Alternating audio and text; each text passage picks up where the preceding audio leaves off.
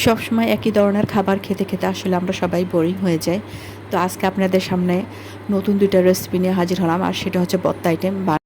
সবাই হরেক ধরনের ভর্তা বানাতে পারে, কিন্তু আমি এত ভর্তার আইটেম বানাতে পারি না। তারপরও আপনাদের সামনে চেষ্টা করেছি আজকে টমেটো এবং ডিমের ভর্তাটা বানাবো এবং ভেন্ডি ভর্তা বানাবো।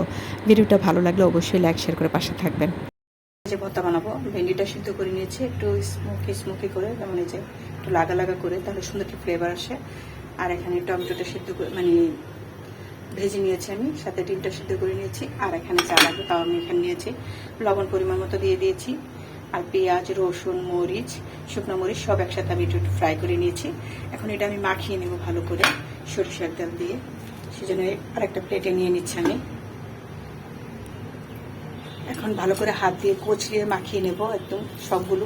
কাঁচামরিচগুলো আমি গলিয়ে নেব হাতে টিপে টিপে মাখিয়ে নেব। এখন আমি ভালো করে মাখিয়ে নিয়েছি। এখন পরিমাণ মতো আমি সরিষার তেল দিয়ে দিচ্ছি, আপনারাও দিয়ে দিবেন। এখন হাত দিয়ে আবার ভালো করে মাখিয়ে নিচ্ছি। আর আপনারা ধনেপাতাটা অবশ্যই ইউজ করবেন, আমার কাছে ধনেপাতা ছিল না, সেজন্য আমি দিলাম না। মশলাটা মাখানো শেষ।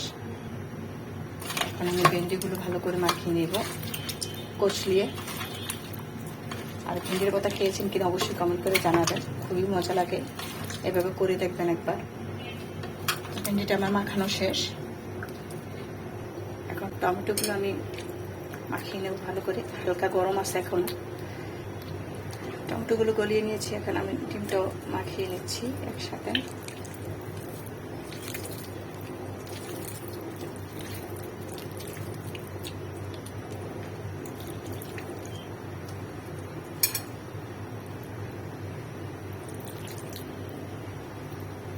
একটু দিয়ে দিলাম আমি মশলা আন্দাজ মতো, আমি একটা দিয়ে মাখিয়ে নিয়েছি। ধনেপাতা নেই, উপর থেকে আপনারা ধনেপাতা দিয়ে নেবেন। দেখেন মাশাআল্লাহ কত সুন্দর একটা কালার আসছে। আমি সার্ভিং করে দেখাচ্ছি পরে। মাখিয়ে নেব একসাথে করে। এখন আমি মাখিয়ে নিচ্ছি।